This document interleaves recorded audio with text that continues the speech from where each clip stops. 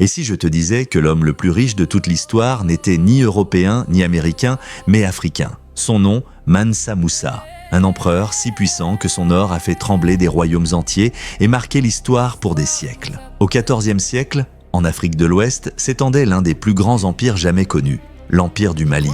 Un territoire immense, riche en or, en commerce et en savoir. Un empire qui contrôlait certaines des routes commerciales les plus importantes du monde médiéval. À sa tête régnait Mansa Moussa, un souverain respecté, puissant et visionnaire. Mansa Moussa accède au trône au début du XIVe siècle.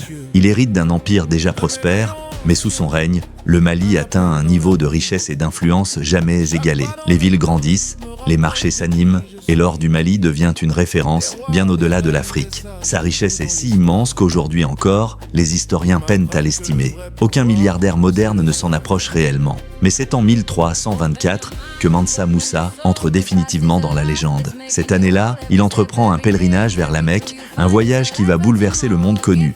Il ne part pas seul.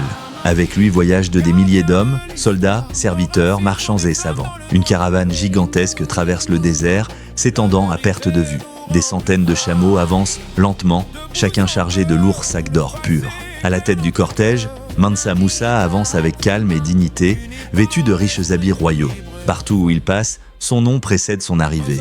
Dans les villes qu'il traverse, il distribue de l'or avec une générosité jamais vue auparavant. Il donne tant d'or que dans certaines régions, sa générosité provoque une crise économique. L'or devient si abondant qu'il perd de sa valeur pendant des années. Jamais un homme n'avait eu un tel impact sur l'économie de plusieurs royaumes simplement par sa présence. Après ce voyage légendaire, Mansa Moussa retourne au Mali. Mais il ne garde pas sa richesse pour lui. Il investit dans son empire, dans le savoir et dans l'avenir. Il fait construire des mosquées, des écoles et des bibliothèques. Tombouctou devient alors l'un des plus grands centres intellectuels du monde. Des érudits viennent de loin pour étudier, écrire et transmettre le savoir. Sous son règne, le Mali n'est pas seulement riche en or, mais aussi en connaissances, en culture et en influence. Des siècles ont passé, mais le nom de Mansa Moussa résonne encore. Il reste, à ce jour, l'homme le plus riche de toute l'histoire. Mais son véritable héritage n'est pas seulement l'or. C'est la grandeur de l'Afrique qu'il a révélée au monde et les histoires oubliées qu'il nous appartient aujourd'hui de redécouvrir. Et son histoire n'est qu'un chapitre parmi tant d'autres.